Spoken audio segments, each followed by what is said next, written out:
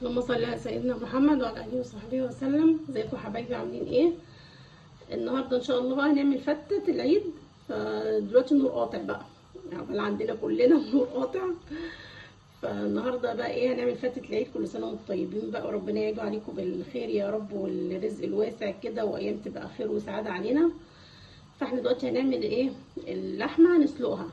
دلوقتي احنا مجهزين الميه على النار تغلي، هنروح بقى نحطها ايه في الميه وهنقول لكم نعمل ايه.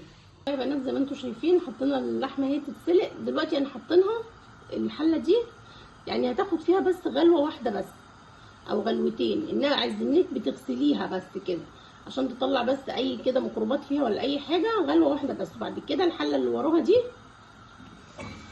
الحله دي بتغلي برده اهي. هنقوم اول ما دي تاخد غلوه هنقوم نقلينها فيها ونحط بقى توابلها وحاجتها. يبقى انت كده ايه، ضمنتي ان اللحمه ايه بقت حلوه معاكي وما فيهاش اي ريحه ولا اي حاجه ايه مش كويسه. فاحنا هنسيبها بس ايه تاخد غلوه، وبعد كده ننقلها بقى في الحله الثانيه. خدت غلوه دوبك هنشيلها بقى من دي نحطها في الحله الثانيه،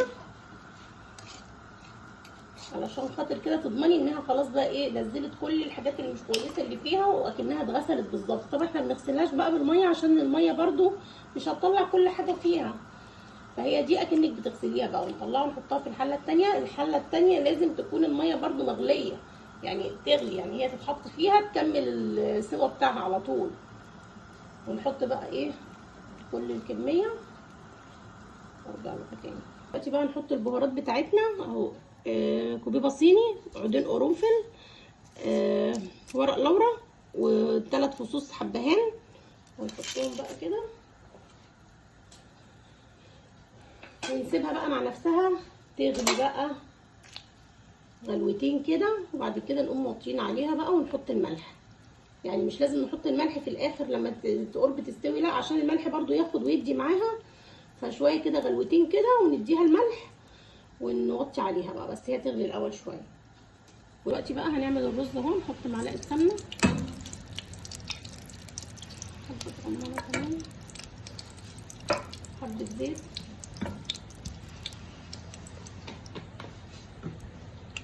نحط عليهم بقى الشعريه. دي كوبايه شعريه انا حطاها على نص كيلو رز. نفضل نقلب بقى كده ونحط معاها الملح عشان الملح توحد لون الشعريه وتخلي لونها ايه طالع جميل كده، مش محروق ولا حاجه.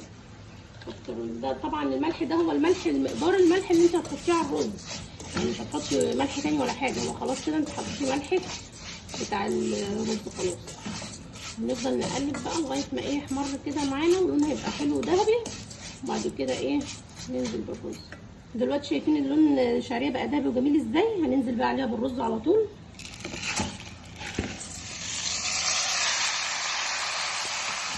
نقلب بقى. دلوقتي بقى احنا قلبنا طبعا الرز، شايفين بقى ذهبي ازاي ولونه بيلمع ازاي عشان قلبناه بقى ايه مع السمنه.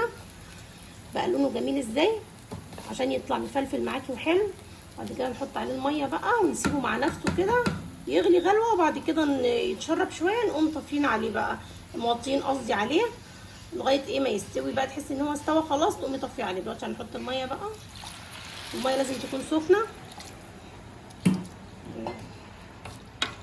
دلوقتي بقى يا بنات احنا هنعمل الصلصه، صلصه بقى الفته، احلى صلصه نشوفها اهو. شويه زيت اهو نحطهم، نحط عليهم بقى معلقه الثوم، تكون معلقه ثوم كده مفرومه وحلوه. حطي معلقه الثوم تقلبيها بقى عشان ايه ما تتحرقش منك. تفضلي تقلبيها كده على طول.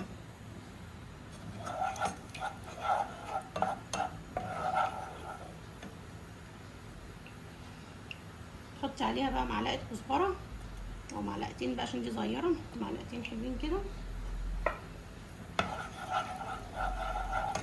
تفضلي بقى تقلبي فيهم. دلوقتي شايفين لونها بقى جميل ازاي. هنحط دلوقتي عليها الخل بقى. حطينا الخل وهناخد بس كبشه كده صغيره في طبق صغير. هقول لك هتعملي بيهم ايه بقى. كبشه كده صغنونه في الطبق. الباقي ايه ده اللي هنحط عليه الصلصه، انما اللي في الطبق ده هقول لك هتعملي بيه ايه دلوقتي. نحط ايه معلقه فلفل، معلقه معلقه ملح عشان طبعا نملحها كويس. نقلبها ونحط عليها بقى ايه كبشه شوربه. دلوقتي حطينا الشوربه اهو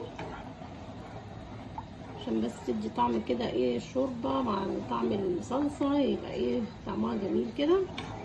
وكده يبقى احنا ايه جهزنا ايه صلصه الفته، ومعانا الصلصه جاهزه يا دوبك تاخد غلوه ونطفي عليها.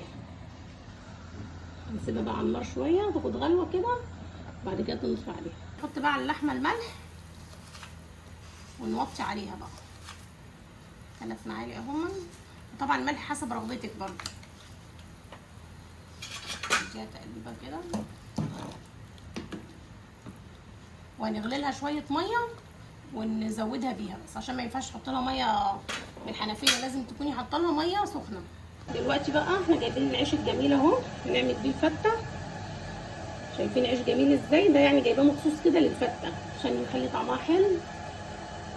لازم يكون عيش حلو كده ومورق كده معاكي، وتبصي فيه كويس، يكون فيه اي حاجه كده من الرده من حاجه تبصي فيه، وتقطعيه بقى ايه حتت صغيره. ممكن تحمصيه في قلب الفرن شويه، وممكن لو هو بايت في التلاجة عادي بتعمليه عادي كده الشوربه عادي عليه ويبقى حلو. ممكن تديله تحميصه كده في الفرن شويه كده 5 دقايق بس، يبقى طعمه برده جميل كده. نقطع بقى ايه حتت كده صغيره. طبعا العيش بتعمليه طبعا حسب الكميه اللي انت عايزاها، حسب قد ايه انت هتعملي فته، تعملي ايه على قد ما انت عايزه.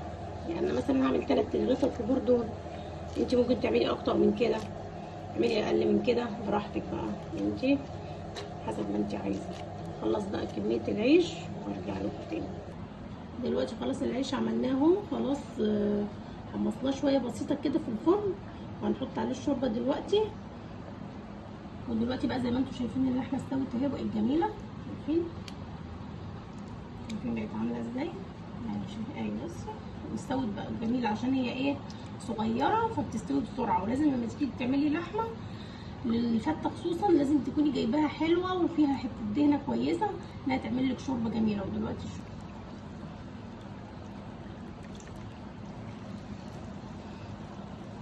وشويه بقى الدقه بتاعت الصلصه اللي احنا سيبناهم لوحدهم في طبق، دلوقتي دول هنحطهم على الفته. هنشوف بقى دلوقتي هنعمل ايه. بقى هناخد منها نقلبها كده وناخد منها بقى نرش بيها كده، تطلع لك بقى احلى فته تاكليها. ترش عليها من الدقه دي بقى وتقلبيها مع العيش اللي احنا حاطين عليه شويه شوربه بس. دلوقتي تقلبي كده تطلع معاكي احلى فته بقى في الطعم والريحه وكل حاجه. ونكمل بقى عليها بقيه الشوربه، ونحط طبعا الرز استوى معانا ونحطه. دلوقتي هنكمل شوربه. ما شاء الله الحاجه جميله، والحاجه بتطلع في منتهى الجمال مادام بتعمليها كده وبتبقي خدماها كويس بتطلع حلوه معاكي. دلوقتي اهو هنجيب بقى الرز ونحطه. دلوقتي بقى يا حبايبي خلاص خلصنا اهو الاكل والفته واللحمه عملناها وحمرناها في السمنه وعملنا الصلصه، وادي الفته بقى خلصناها ورشينا طبعا على وشها الصلصه زي ما انتم شايفين والشوربه. عملنا السلطه وبقت اكله جميله اهي. وكل سنه وانتم طيبين، وربنا يا رب يعيد عليكم الايام بخير وسعاده، كل اللي نفسه في حاجه يحققها، ويا رب تبقى ايام خير علينا وعليكم يا رب. ولو عجبكم الوصفه لايك وشير واشتراك في القناه وفعلوا الجرس عشان يوصل لكم كل جديد. والسلام عليكم ورحمه الله وبركاته.